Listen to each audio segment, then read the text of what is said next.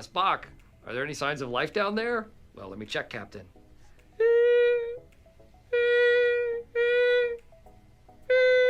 No, Captain, no signs of life down here.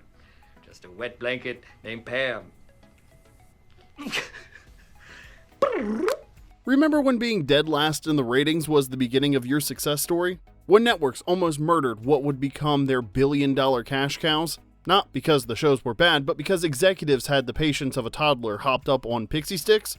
Exactly. TV was wild like that back then. Today, we're counting down 10 hit shows that were this close to cancellation after their first season.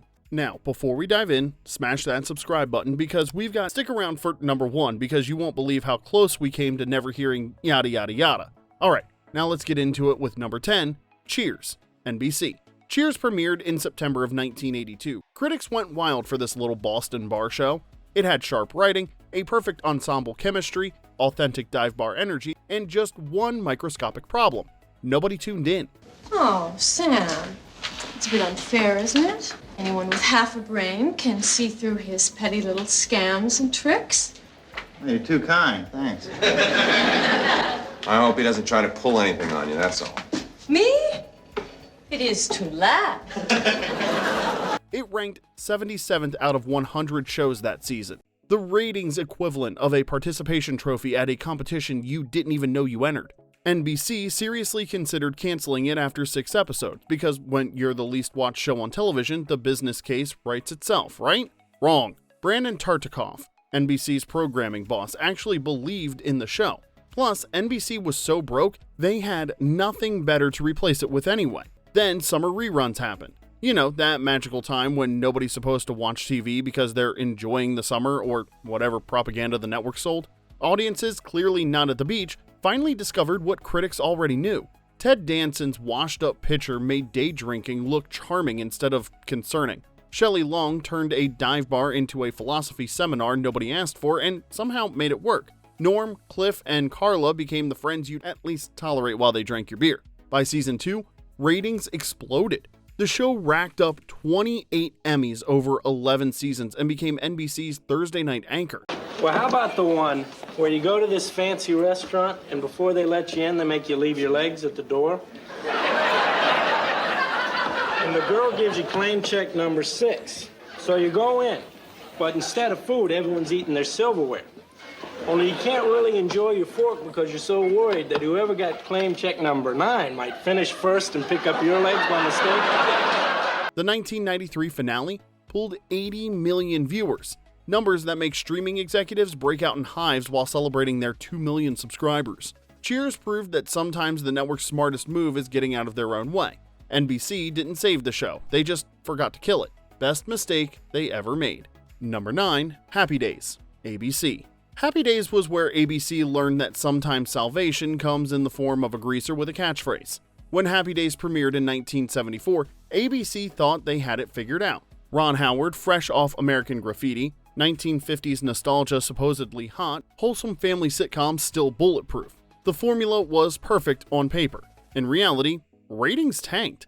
Critics shrugged, executives started wondering if viewers in the gritty, cynical 1970s actually wanted to watch Richie Cunningham's vanilla adventures at Arnold's Drive-In. Cancellation wasn't just discussed, it was basically scheduled. Then Arthur Fonzarelli showed up and rewrote the entire playbook. Henry Winkler's Fonz was supposed to be a side character, a recurring cool guy who'd pop in occasionally to remind everyone that greasers existed. Not now! But audiences took one look at that leather jacket, that motorcycle, that effortless "ay" with the thumbs up, and collectively lost their minds. Cool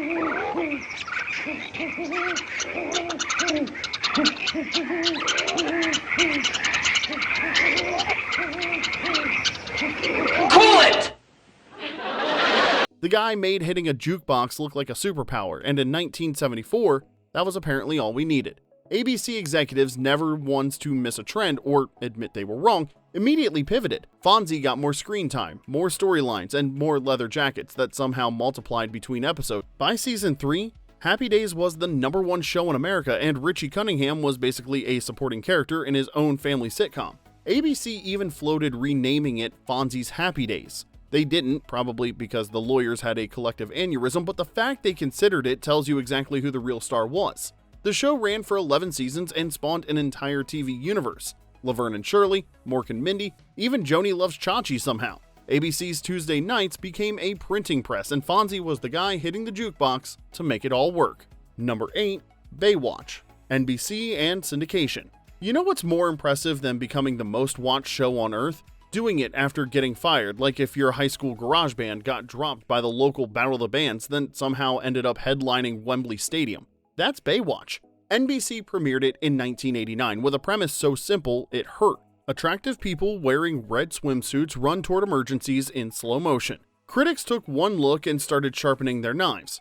Audiences stayed away in droves, probably because watching David Hasselhoff's chest hair glisten on a beach wasn't exactly competing with Cheers or The Golden Girls. NBC canceled it after one season, and honestly, that's fair. Except Hasselhoff, who was apparently still high off talking to a sentient Pontiac for 4 years, wasn't ready to let go. All right, come on, we'll rappel down and get him. There's no way I'm helping him. He tried to kill Jesse. You see that sign? Either you are one or you're not. He and producer Michael Burke pulled off something almost unheard of.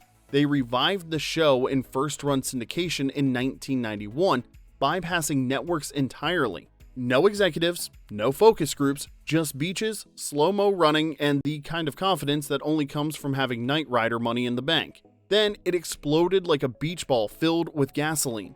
At its peak, over 1 billion people worldwide tuned in weekly. 1 billion. That's more people than owned VCRs. Well, tell him to put it out! Rescue Baywatch. Yeah. Yes, sir. Lieutenant, you know what this is? This is a kidnapper. No, sir. And you know what you are? Yeah. Excuse me. You are an accessory. Pamela Anderson became a global icon. Her red swimsuit wore out more VCR pause buttons than any sports highlight reel. Critics never stopped sneering. Entertainment Weekly called it a show for people who move their lips when they read. But viewers worldwide didn't care. They weren't watching for the witty banter or character development. They wanted lifeguards who looked like they'd been photoshopped by the Greek gods, rescue drama that required 0 brain cells, and proof that running could be an Olympic event if judged purely on aesthetics.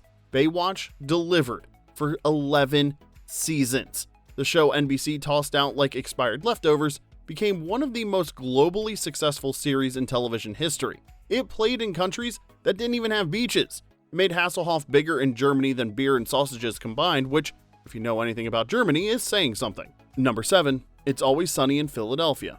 FX and FXX. Pop quiz. What do you do when your sitcom about garbage human beings is dying faster than your faith in humanity? Apparently, the answer is you call Danny DeVito and ask him to crawl naked out of a leather couch. I don't even own a dog. What are you talking about, Frank? The only reason why we're here is so I can bet on you. You are my raw dogs, and you won. It's Always Sunny in Philadelphia premiered in 2005, looking like someone's film school project that accidentally got greenlit. With a shoestring budget, which we're talking dental floss and duct tape levels, 0 stars, and a concept so dark it made Curb Your Enthusiasm look like Full House, 5 narcissistic sociopaths run a dive bar in Philly and spend 22 minutes being terrible to each other and anyone unfortunate enough to wander in. The first season pulled ratings so microscopic they needed an electron microscope to find them. FX liked the edgy premise, but they had 0 faith anyone would actually watch. The ultimatum came fast. Get a name actor or the show's dead. Period. No negotiation. Find someone to get butts in seats or start updating your resume. Enter Danny DeVito, who apparently heard play a sweaty, depraved businessman who makes everyone worse and thought, finally, a role that lets me be myself. Hey, what's up, everybody? We are right in the middle. Frank, we're in the middle of something very I got news. Your mother is dead. Yeah, right. Nice try. Very funny, Frank. I'm serious this time. She had a botched neck lift. She's as dead as disco. Season 2 dropped Frank Reynolds into the gang like a grenade into a dumpster fire, and somehow it made everything better.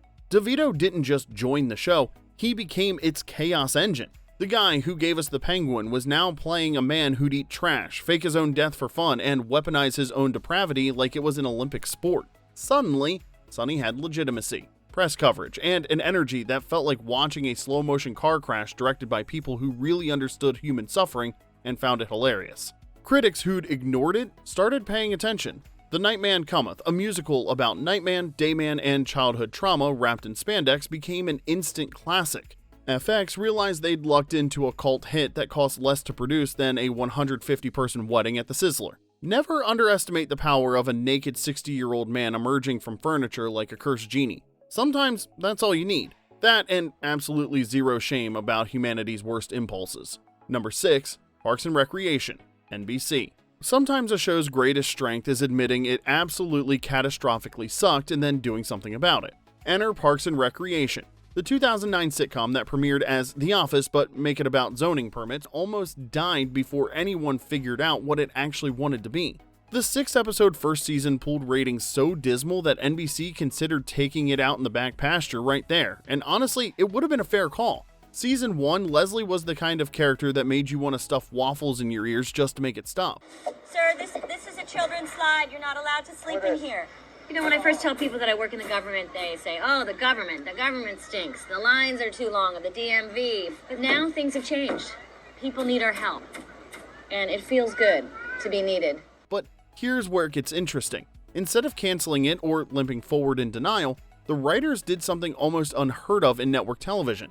They admitted they screwed up and completely retooled the show. It's okay. You're allowed to fight. You two are just like everyone else. Thank you. Former Councilman Shelley. Leslie got rewritten from clueless bureaucrat into earnest optimist with an encyclopedic love for local government. Basically, if a golden retriever could file permits and believed breakfast food was a personality trait. Ron Swanson's libertarian deadpan went from background color to the show's philosophical backbone, which is kind of hilarious considering his philosophy was government should do nothing. By season 2, critics were calling it one of the biggest sitcom comebacks in TV history. Emmy nominations started piling up like Leslie's binders.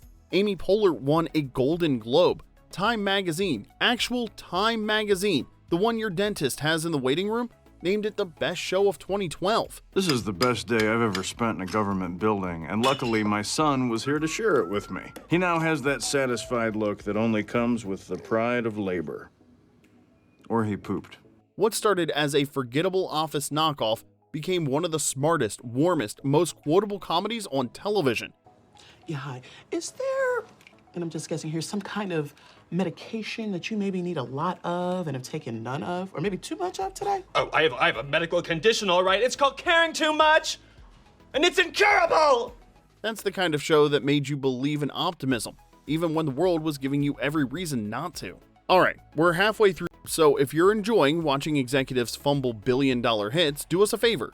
Smash that like button and drop a comment telling us which near cancellation made you the angriest. And hey, if you haven't subscribed yet, what are you waiting for? We've got more stories about TV networks shooting themselves in the foot, and honestly, they never seem to learn. Number was broken.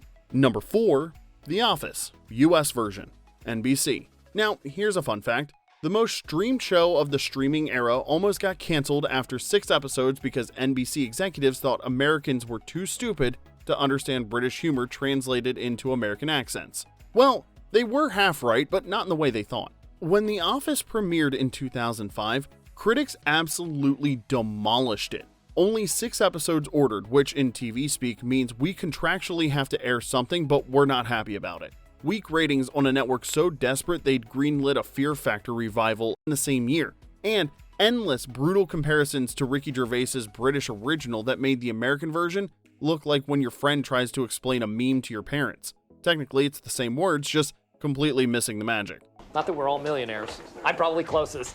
So, here's Oscar. Oscar, this is Katie. I'm on the phone. Ooh, Oscar the Grouch. Right?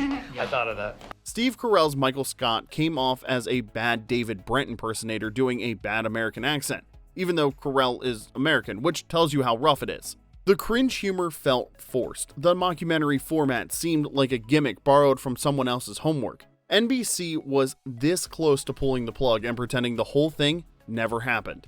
Then, summer 2005 happened and Steve Carell did The 40-Year-Old Virgin. The movie exploded. Suddenly, NBC's dying sitcom wasn't just starring some comedian, It was starring a bona fide movie star. The kind of movie star who could open a film and make chest waxing a cultural moment. NBC executives, never ones to miss a trend they didn't see coming, suddenly reconsidered this whole cancellation thing. After season 2, everything clicked. Jim and Pam's slow burn romance became appointment television for people who claimed they didn't watch TV. Dwight's beet farm obsession felt less like a weird quirk and more like the most Dwight thing ever.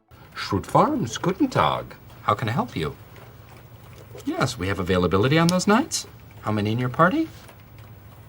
Oh, no, I'm sorry, no king beds. No queen either. Well, we make our own mattresses that don't conform to the traditional sizes. Michael Scott's cringe with heart style hit different. You wanted to fire him and hug him in the same breath. The mockumentary format, the same gimmick critics had mocked, suddenly allowed for confessional moments that made these weirdos feel normal. That look Jim gives the camera, that's not a bit, that's an emotion. Awards followed. A Golden Globe for Carell, Emmy for Outstanding Comedy, and a cultural footprint so massive that people still quote it at parties a decade after it ended. That's what she said. That's what she said became the world's laziest punchline. Identity theft is not a joke, Jim, became how people process betrayal, and NBC, the network that almost killed it after 6 episodes, wrote it straight to streaming immortality. That's what she said. Number 3, MASH, CBS. In 1972, CBS premiered a show that asked the question, can war be funny? The answer turned out to be yes, but also soul-crushing, which is not exactly the elevator pitch that gets network executives excited. MASH debuted while America was still neck-deep in Vietnam.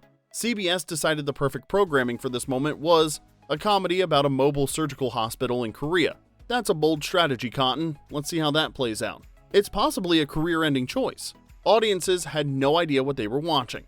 The tone whiplashed between Hawkeye Pierce cracking jokes about gin and surgeons desperately trying to save soldiers who were basically kids. Was it funny? Was it tragic? Was it okay to laugh when someone's leg was getting amputated? With all due respect, Colonel Zane Grey isn't very military. Yeah, that's just nothing but shooting and killing. What's wrong with Zane Grey? After 24 hours on my feet, there's nothing better than soaking my tootsies and losing myself in Last of the Plainsmen. I got a better idea.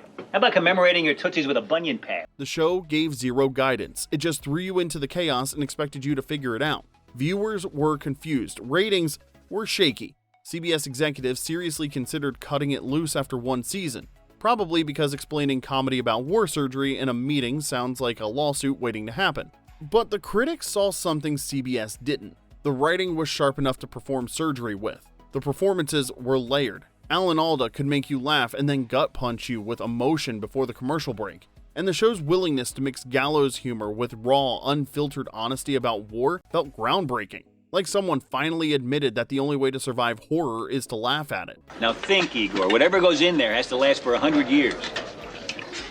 How about a piece of toast? Perfect. In 100 years, it'll be 200 years old.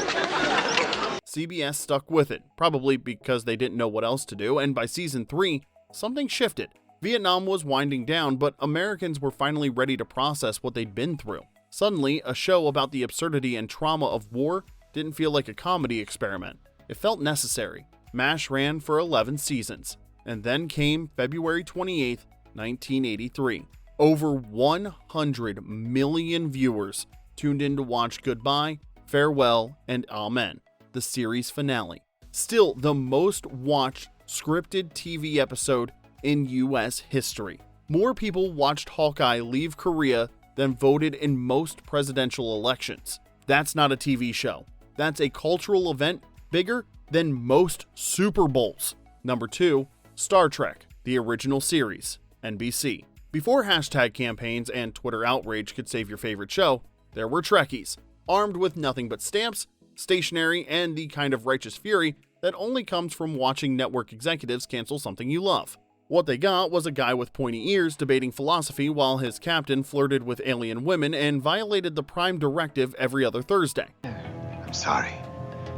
They should send down more people. Roger, that You won't be harmed, I promise you.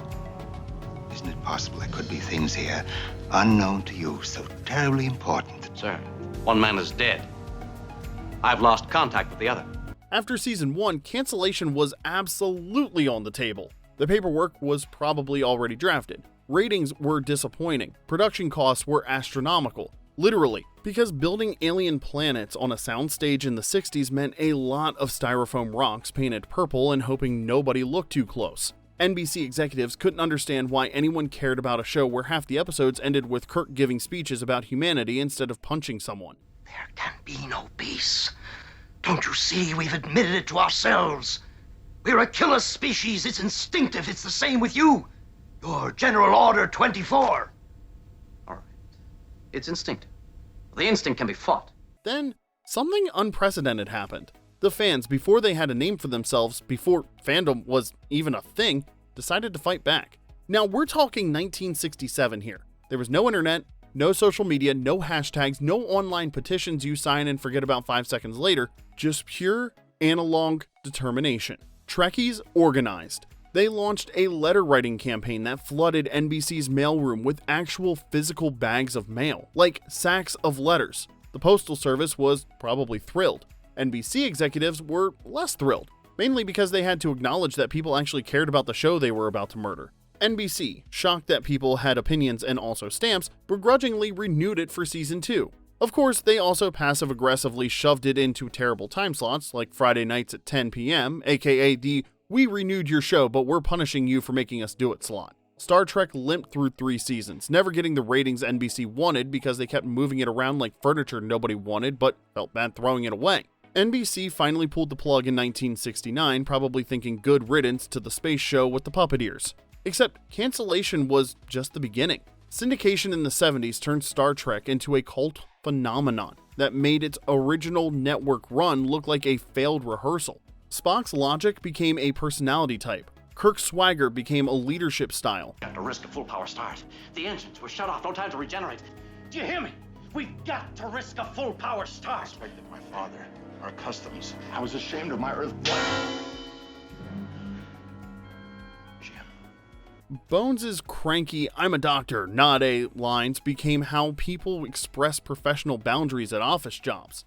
The thing is virtually made out of stone. Help it, treat it. I'm a doctor, not a bricklayer. Conventions exploded. People dressed up like characters, learned Klingon, a language that didn't exist but now does, and turned a canceled TV show into a lifestyle. That almost canceled oddity with the cheap sets and philosophical speeches became a multi-billion-dollar empire spanning over 50 years, multiple series, movies that broke box office records, and enough merchandise to fill a starship's cargo bay. Oh, and NBC? They had to watch from the sidelines as their space show became one of the most valuable franchises in entertainment history. Number 1, Seinfeld, NBC. Imagine you're an NBC executive in 1989 and someone pitches you a show about a comedian who talks about nothing. No hugs, no lessons, no growth. Just 4 New Yorkers being terrible to each other for 22 minutes. If you're a normal human with functioning brain cells, is absolutely not. NBC's response was also absolutely not, but with more corporate language, of course. When Seinfeld premiered, network executives despised it with the kind of passion usually reserved for root canals or family reunions. The pilot tested terribly. Focus groups literally couldn't figure out what they just watched. Audiences were confused. Why are we watching a comedian talk about nothing? Where's the plot? Where's the heart? Where's the part where we learn a valuable lesson about family? There wasn't one. There never would be. And that was the point. NBC ordered only 4 episodes. That's not a vote of confidence. That's a vote of, please let this die quietly so we can pretend it never happened. But Rick Ludwin, an NBC executive whose name deserves to be in the Television Hall of Fame, saw something. Maybe it was genius. Maybe potential. He made arguably the most insane decision in TV history. He canceled a Bob Hope special, a guaranteed ratings draw, the kind of safe bet that executives dream about, and used that budget to order more Seinfeld episodes. Let me repeat that. He canceled Bob Hope, the beloved comedian, an American institution, the guy who entertained troops for decades, to fund a show about a neurotic comedian observing life's minutia. That's the TV equivalent of betting your retirement fund on a racehorse with a limp. NBC aired those episodes after Cheers reruns, probably hoping Cheers' audience was too lazy to change the channel, and you know what? They were. People stuck around and started laughing at George's neuroses, which is relatable, Kramer's entrances, which were chaotic, Elaine's dancing, which was criminal, and Jerry's observational rants about airplane peanuts, cereal, and why people can't follow basic social norms. It had viewers who realized nothing was actually everything they didn't know they wanted. By season 2, the writing got sharper, surgically sharp. Episodes like The Chinese Restaurant, literally 22 minutes of waiting for a table, proved you didn't need car chases or special effects to make great TV. You just needed good writing and actors who understood that doing nothing is harder than it looks. The 1998 finale drew 76 million viewers, the kind of numbers that make modern TV executives weep into their Nielsen reports. What started as an almost canceled experiment about nothing ended as one of the most influential, quotable, and obsessively analyzed shows ever made. And there you have it. 10 iconic shows that were one bad meeting, one impatient executive, or one memo away from never existing. So which close call shocked you the most? Drop your pick in the comments section below. Oh, and if you loved this trip down TV memory lane, hit that like button, subscribe, and maybe go yell at a network executive just for good measure. Until next time, this is Remember When.